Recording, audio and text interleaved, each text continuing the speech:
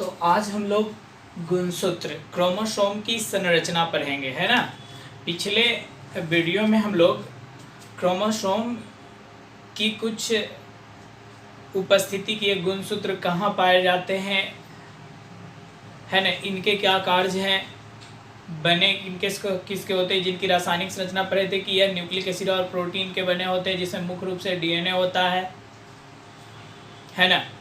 इस तरह से पढ़े थे कि किसी जीव में उपस्थित जो कुल क्रोमोसोम होता है उसे हम डिप्लॉइड कहते हैं, जिसका संकेत 2n होता है। लेकिन जब युग्मक बनते हैं तो युग्मकों में गुणसूत्र की संख्या आधी हो जाती है और उसे हम हेप्लॉइड कहते हैं। जैसे कि गैमेट्स हैं स्पर्म, ओवम, शुक्राणु, अंडाणु, तो इन दोनों को हम हेप्लॉइड्स कहेंगे, सांकेतिक रूप से n कहेंगे। आज हम लोग देखेंगे कि क्रोमोसोम की संरचना यानी फिजिकल स्ट्रक्चर कैसा होता है। पिछले बार क्या पढ़े थे, केमिकल स्ट्रक्चर, रासायनिक रचना, और इस बार पढ़ेंगे क्या, फिजिकल स्ट्रक्चर की इनकी रचनाएं किस तरह से दिखाई देती है। ठीक है, इसके पहले कुछ बातें हैं जो आप याद करते हैं, रिपीट उसको कीजिए। क्रोमोसोम को सबसे पहले किसने देखा था, जवाब दीजिए। हाफ मिक्सचर क्या नाम दिया था, केंद्रीय तंतु, है ना। उसका नामांकन किसने किया, यानी क्रोमोसोम जो गुणसूत्र बोल रहे हैं इसका नाम गुणसूत्र किसने रखा, डब्ल्यू बाल्डेयर ने। और एक समान जाति के सभी जीवों में गुणसूत्र की संख्या बराबर होती है कि नहीं, यह बातें किसने बताई थी, वॉन वेंडेन ने बताई थी। ठीक है, ये बातें हम लोगों को याद है। तो आज हम लोग गुणसूत्र की, है ना, संरचना पढ़ते हैं कि यह किस तरह का होता है। तो देखेंगे गुणसूत्र की संरचना को, है ना। आप लोग भी प्रैक्टिस करेंगे जिसे कि देखते समय ही आपको ध्यान आ जाए किस तरह से बनाना होता है।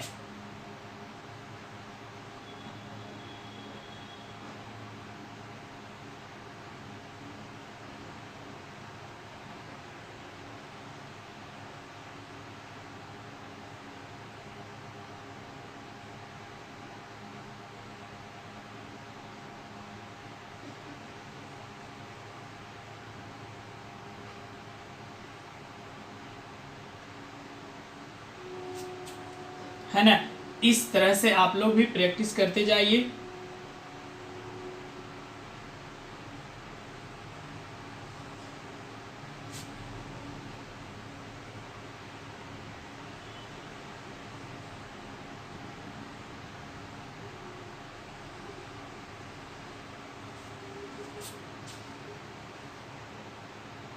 इसके अंदर क्रोमेनिमेटा होता है जिसमें 2 क्रोमैटिड धागे दिखाई देते हैं।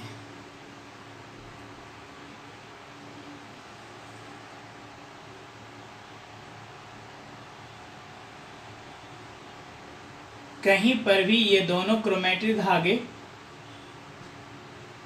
एक दूसरे से चिपके नहीं होते हैं, बस एक स्थान अभी आपको मिलेगा जहां पर ये क्रोमैटिड धागे जो अभी बना रहे हैं वह स्थान यहाँ है। इस स्थान को सेंट्रोमियर कहा जाता है, ध्यान रखेंगे। एक ही ऐसे स्थान है जहां पर ये दोनों क्रोमैटिड धागे एक स्थान पर जुड़े हैं और उस स्थान को क्या नाम देंगे, बोलिए, सेंट्रोमियर।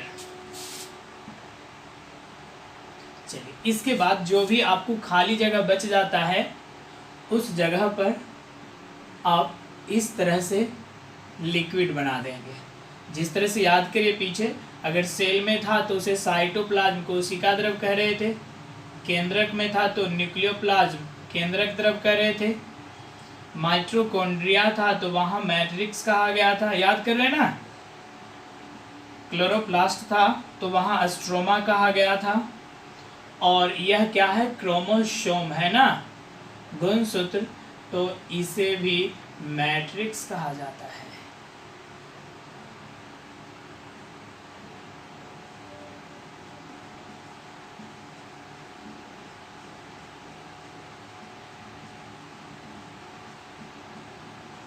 इस तरह से आपको भी बना लेनी है। चलिए, अब इसके बाद जो दोनों क्रोमैटिड धागे हैं वहां पर कुछ, है ना, डॉट डॉट के रूप में आपको संरचना मिलेगा। जब आप न्यूक्लियस पढ़े हो, केंद्रक, है ना। अगर अभी आप आज ही इस वीडियो को देख रहे, इसके पहले अगर कोई वीडियो नहीं देखे हैं तो आप एक एक करके 11th का जो वीडियो है उसे देखेंगे, है ना, जिससे कि सेल चैप्टर आपका अच्छी तरह से कंप्लीट हो जाए, है ना। तो न्यूक्लियस में भी इस तरह का जो डॉट स्ट्रक्चर है, दानेदार रचना है, वो भी बना था। किसके ऊपर? इस तरह से देखोगे कि अगर ये न्यूक्लियस है तो उसमें इस तरह का क्रोमैटिन धागा बताया गया था, याद करेंगे तो वहां पर भी ये डॉट डॉट स्ट्रक्चर थे और उसका नाम बताया गया था, बोलिए जीन। क्या? जीन। यानी क्रोमैटिन धागे के ऊपर जो दानेदार रचना होती है उसे क्या कहते हैं? जीन कहते हैं। और जीन किसका बना होता है? डीएनए का बना होता है। और करता क्या है कि माता पिता के आनुवांशिक गुणों को ढोकर उनके पीढ़ी में यानी उनके संतानों में ले जाता है। कौन? जीन। किसका बना होता है? डीएनए के। इनके जो सिरे होते हैं कि इनके क्रोमोसोम के, वह टेलोमेयर कहलाते हैं। ठीक है। इसके बाद ये जो बाहर का झिल्ली है ना, इस तरह से जो घेर करके रखा है किसको? इस लिक्विड को। लिक्विड का नाम मैट्रिक्स। तो ये जो झिल्ली है इसका नाम है पेलिकल। पेलिकल झिल्ली, पेलिकल मेम्ब्रेन। नेक्स्ट, अभी क्या बता रहे? इसके अंदर जो लिक्विड है, लिक्विड का क्या नाम है? मैट्रिक्स। ठीक है। इस तरह से आप देखेंगे कि यहाँ पर कहीं कहीं पर सिकुड़ा हुआ है ना, सिकुड़ा हुआ है। ठीक है। तो उसका नाम आपको बता देते हैं। इस स्थान पर जो सिकुड़न होता है, संकुचन होता है, उसे प्राइमरी कॉन्स्ट्रिक्शन कहा जाता है। प्राथमिक संकुचन। यहाँ पर भी एक संकुचित है स्थान है, इसे बोलते हैं सेकेंडरी कॉन्स्ट्रिक्शन। लेकिन ये फर्स्ट है। यहाँ पर जो संकुचन है इसे भी सेकेंडरी कॉन्स्ट्रिक्शन, लेकिन इस टाइम सेकेंड, क्योंकि सेकेंडरी कॉन्स्ट्रिक्शन फर्स्ट यहाँ हो चुका है। नेक्स्ट, सबसे वीवीआई लाइन, जहां पर दोनों क्रोमोसोम के यानी क्रोमैटिड धागे जुड़े, यहीं पर ना, जहां क्रोमैटिड धागे जुड़े हैं, ये जो ब्लैक कलर से डॉट, ऐसे डॉट और भी कहीं कहीं बना हुआ है तो उसका नाम जीन है। लेकिन यहाँ पर जो बनाए हैं वहां पर दोनों क्रोमैटिड धागा जुड़ा है और उस स्थान को हम कहते हैं सेंट्रोमियर। बहुत महत्वपूर्ण लाइन है। इसी के कारण, सेंट्रोमियर के कारण ही क्रोमोसोम को 4 समूह में बांटे गए। अभी जानेंगे मेटासेंट्रिक, एक्रोसेंट्रिक, सब मेटासेंट्रिक और टेलोसेंट्रिक। चलिए, अभी तक आपने क्या जाना कि क्रोमोसोम की संरचना है जिसके अंदर द्रव होते हैं, उस द्रव को मैट्रिक्स कहते हैं। मैट्रिक्स में 2 धागे जैसी रचना होती है, उस धागे जैसी रचना को क्रोमैटिन धागा कहते हैं या क्रोमेने मेटाविस कहते हैं। ठीक है। उन धागे के ऊपर दानेदार रचना पाई जाती है जिसे जीन कहते हैं। यहाँ से तो ये भी आपको पता होगा कि जीन कहाँ स्थित होते हैं, बोलिए। तो बोल सकते हैं एक तरह से केंद्रक में, लेकिन केंद्रक में कहाँ? तो क्रोमोसोम में। क्रोमोसोम में भी कहाँ? तो क्रोमैटिड धागे के ऊपर। जीन किसके बने होते हैं? डीएनए के बने होते हैं, है कि नहीं। और करते क्या है? तो माता पिता के गुणों को ढोकर उनके संतानों में ले जाते हैं। फिर से, जीन किसके बने होते हैं? डीएनए के। क्या करते हैं? माता पिता के गुणों को ढोकर उनके संतानों में ले जाते हैं, है ना। क्रोमोसोम का वह भाग जहां पर दोनों क्रोमैटिड धागे जुड़ जाते हैं उन्हें क्या कहा जाता है? सेंट्रोमियर कहा जाता है ना। क्रोमोसोम की जो चारों तरफ की झिल्ली होती है उसे क्या कहते हैं? पेलिकल झिल्ली कहते हैं। और पेलिकल झिल्ली में कहीं कहीं पर संकुचन होता है, सिकुड़न होता है, जिसे क्रमशः प्राइमरी और सेकेंडरी कॉन्स्ट्रिक्शन कहा जाता है। जो प्रथम स्थान पे सिकुड़ता है प्राइमरी कॉन्स्ट्रिक्शन, द्वितीय स्थान पे सिकुड़ता है उसे सेकेंडरी कॉन्स्ट्रिक्शन कहा जाता है। तो चलिए एक बार इसे हम पढ़ लेते हैं फटाफट। क्या पढ़ेंगे? क्रोमोसोम चारों तरफ से एक पतली झिल्ली से ढका होता है जिसे पेलिकल झिल्ली कहा जाता है ना। पेलिकल झिल्ली का आंतरिक भाग तरल पदार्थों से भरा होता है जिसे मैट्रिक्स कहते हैं। मैट्रिक्स में 2 क्रोमैटिड धागे टेढ़ी मेढ़ी रेखे या सर्पिलाकार, स्पाइरल है ना, इस तरह से सांप के आकार का स्पाइरल सर्पिलाकार के रूप में पाए जाते हैं जिसे क्रोमैटिन धागे कहते हैं। क्रोमैटिन धागे एक स्थान पर जुड़ जाते हैं जिसे सेंट्रोमियर कहा जाता है है ना, जहाँ जुड़ते हैं उसे क्या कहते हैं, सेंट्रोमियर कहते हैं। क्रोमैटिड धागे के ऊपर कहीं कहीं पर छोटी छोटी दाने नुमा रचना पाई जाती है जिसे जीन कहते हैं। क्या कहते हैं, जीन कहते हैं। जीन किसके बने होते हैं, डीएनए के, और यह माता पिता के गुणों को ढोकर उनके संतानों में लेकर जाते हैं। किसके माध्यम से, युग्मक, गैमेट्स के माध्यम से। जैसे अगर मेल होगा तो मेल बोले तो नर होंगे, तो नर से क्या बनते हैं, युग्मक में स्पर्म। बताइए एन होगा कि 2n स्पर्म, एन होंगे, ठीक है। अब फीमेल है तो फीमेल से क्या बनेंगे, ओवम, ओवम भी युग्मक है ना, तो युग्मक है तो क्या होंगे, एन। जब ये दोनों मिलते हैं तो इस क्रिया को फर्टिलाइजेशन कहते हैं, निषेचन, और इसके बाद ये युग्मनज बनते हैं। तो युग्मनज एन और एन क्या हो जाएगा, 2n। तो इसमें क्रोमोसोम कितने होते थे, 23, इसमें 23, तो फिर से बच्चे में कितने हो जाते हैं, 46। तो ये जो गैमेट्स हैं युग्मक, ये क्रोमोसोम है 23, बुआ 23 क्रोमोसोम। तो एक क्रोमोसोम ये देख रहे हैं आप लोग, तो इसके ऊपर जीन है ना, तो 23 को क्रोमोसोम है, तो यहाँ भी जीन होगा, यहाँ भी जीन होगा, और ये दोनों के जीन इस किस में चले आते हैं, बच्चे में। इसलिए बच्चे में माता और पिता दोनों के गुण पाए जाते हैं। अब हम लोग सीखेंगे कि सेंट्रोमियर के कारण है, किसके कारण, सेंट्रोमियर, जहाँ पर दोनों क्रोमैटिड धागे जुड़ते हैं, तो सेंट्रोमियर के कारण ही क्रोमोसोम को 4 वर्गों में बांटा गया है। क्रोमोसोम को 4 वर्गों में बांटा गया है। याद कैसे करना है, मस्त याद कैसे करना है, इस लाइन से अगर आपको याद हो जाती है तो बहुत बढ़िया बात है, ठीक है। तो चलिए हम लोग क्या करते हैं, उन सबका नाम जान लेते हैं, कौन कौन है। तो एक हो गया आपका मेटा सेंट्रिक क्रोमोसोम, दूसरा हो गया, फिर देखिए मेटा है, इसके बाद आ जाएगा एक्रोसेंट्रिक क्रोमोसोम, फिर आपका आएगा सब Meta centric chromosome and telocentric chromosome. तो क्रोमोसोम के कितने वर्ग होते हैं, तो 4 समूह होते हैं, 4 वर्ग होते हैं। क्या, Meta centric chromosome, acrocentric chromosome, सब मेटा सेंट्रिक क्रोमोसोम और टेलोसेंट्रिक क्रोमोसोम। जबकि आप लोग पिछली बार पढ़े थे कि कार्य के अनुसार जो क्रोमोसोम होते हैं वह 2 प्रकार के होते हैं, एक था ऑटोसोम और दूसरा था सेक्स क्रोमोसोम। याद है ना, ऑटोसोम का काम था शारीरिक रचनाओं का निर्माण करना और सेक्स क्रोमोसोम का काम था लिंग निर्धारण करना, यानी सेक्स डिटर्मिनेशन, जिसके कारण लड़के और लड़कियों का जन्म होता है। लिंग क्रोमोसोम की संख्या कितनी बताए थे, 1 जोड़ी 2, जो नर में मेल में क्या थे, X और Y, फीमेल में क्या थे, X और X। ऑटोसोम की संख्या कितनी थी, मनुष्य में 44, है ना, जिसका काम था शरीर की रचनाओं का निर्माण करना। लेकिन अब हम लोग जान रहे हैं कि जो सेंट्रोमियर, सेंट्रोमियर क्या है, जहां पर दोनों क्रोमैटिड धागे जुड़ते हैं उसे सेंट्रोमियर कहते हैं, जिसके कारण ही क्रोमोसोम की भुजाएं होती हैं, बाह होती है, आर्म्स होती हैं, और वह भुजाएं के कारण क्रोमोसोम कितने प्रकार के, कितने वर्ग में हो गए, 4। क्या क्या, मेटासेंट्रिक, एक्रोसेंट्रिक, सब मेटासेंट्रिक, टेलोसेंट्रिक। फिर से क्रोमोसोम की कितने समूह होते हैं, 4, किसके कारण, सेंट्रोमियर की उपस्थिति के कारण।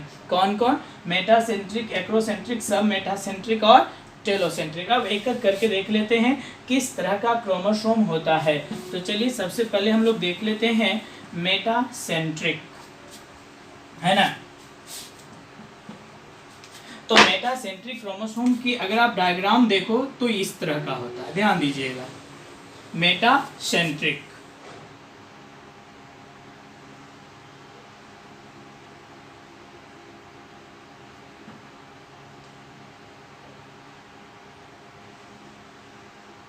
ये है ना, यहां पर आप क्या देख रहे हैं कि यह सेंट्रोमेयर है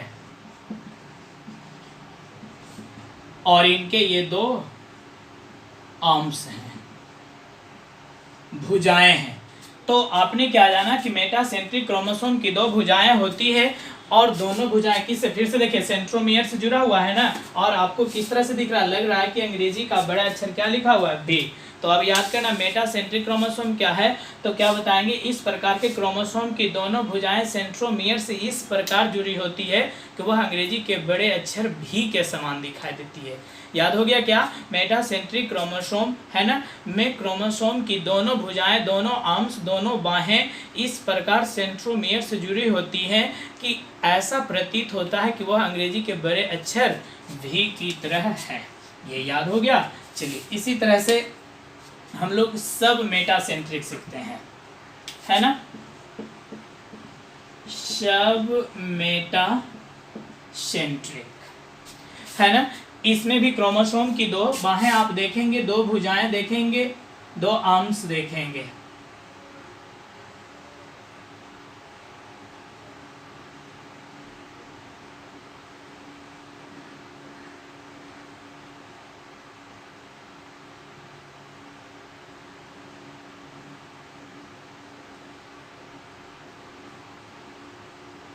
इस तरह से अब आप क्या बोलेंगे कि सब मेटासेंट्रिक क्रोमोसोम की दो भुजाएं में एक बड़ी और दूसरा थोड़ी छोटी होती है ना, एक बड़ी और दूसरा थोड़ी छोटी होती है, और वह इसका नाम क्या था, सेंट्रोमियर, और वह सेंट्रोमियर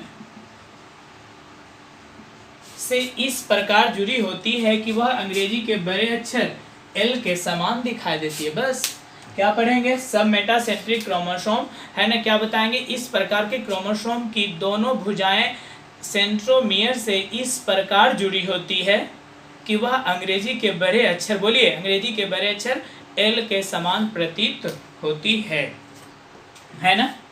इसी तरह से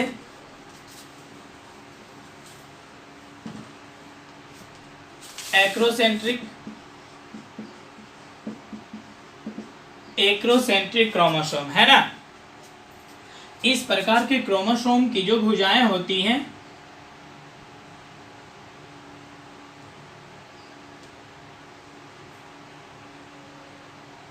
एक और दूसरी बहुत कम विकसित होती है, इस तरह से, यानी इस प्रकार के क्रोमोसोम की दो भुजाएं तो होती है लेकिन दूसरा नाम मात्र का विकसित होता है। कौन, एक्रोसेंट्रिक। फिर से, एक्रोसेंट्रिक क्रोमोसोम की दोनों भुजाएं मौजूद तो होती है लेकिन एक भुजा पूर्ण विकसित और दूसरा नग्न यानी नाम मात्र का विकसित होता है। इस तरह से बन गया। एंड लास्ट क्या बच गया जी आपका, टेलोसेंट्रिक। टेलोसेंट्रिक क्रोमोसोम, है ना, तो इस प्रकार के क्रोमोसोम की बस एक ही भुजा पाई जाती है, इस तरह से, या आप इसको इस तरह से ना बना करके इस तरह से कितनी भुजा, एक, या इस तरह से ना बना करके इस तरह से कितनी भुजा, एक, या इस तरह से ना बना करके इस तरह से, है ना, तो कोई एक, टेलोसेंट्रिक क्रोमोसोम में कोई एक ही भुजा पाई जाती है, एक्रोसेंट्रिक में दोनों होती है लेकिन दूसरा नाम मात्र का विकसित होता है और एक जो था पूर्ण विकसित होता है। सब मेटासेंट्रिक क्रोमोसोम में दोनों भुजाएं विकसित होती, दूसरा थोड़ा कम विकसित होता है और अंग्रेजी के बड़े अक्षर एल के समान दिखाई देता था। मेटासेंट्रिक क्रोमोसोम में क्या देखे, दोनों भुजाएं समान विकसित होती है और वो अंग्रेजी के बड़े अक्षर भी के समान दिखाई देती है। अब आपको ये 3 प्रश्नों का उत्तर बताना है। जैसे पहला है, क्रोमोसोम के दोनों क्रोमैटिड धागे किस स्थान पर जुड़ते हैं, ए टेलोमियर, बी सेंट्रोमियर, सी क्रोमोमियर और डी इनमें सभी स्थान पर, है ना। उसी तरह से क्वेश्चन दूसरा है, रासायनिक रूप से जीन किसका बना होता है ना। जीन की रासायनिक संरचना किससे बनी होती, डीएनए और आरएनए से, डीएनए और प्रोटीन से, सिर्फ डीएनए से, सिर्फ आरएनए से। तीसरा है, माइटोकॉन्ड्रिया का संबंध किस कार्य से है, एटीपी के निर्माण से, एंजाइम के निर्माण से, प्रोटीन के निर्माण से और डी इनमें से कोई नहीं। तो ये जो है पीछे से माइटोकॉन्ड्रिया से है। अगर आप फिर से बोल रहे हैं, अगर आप पहली बार ये वीडियो को देख रहे हैं आज की, तो आपको क्या करना है, इसके पीछे की भी वीडियो को अच्छी तरह से देख लेना है, क्योंकि इसके बाद की क्लास में आपको जो है ना, वह राइबोसोम तो हो चुका है, जो बच गया जैसे ईआर, गोल्जी कॉम्प्लेक्स और रसधानी, ये तीनों आपको पढ़ाएंगे और ये सेल चैप्टर जो हो जाएगा खत्म हो जाएगा। इसके बाद हम लोग सेल साइकिल और सेल डिवीजन, बहुत ही महत्वपूर्ण, है ना, लेसन पढ़ेंगे। अभी आपको ये तीनों प्रश्नों का उत्तर बताना है।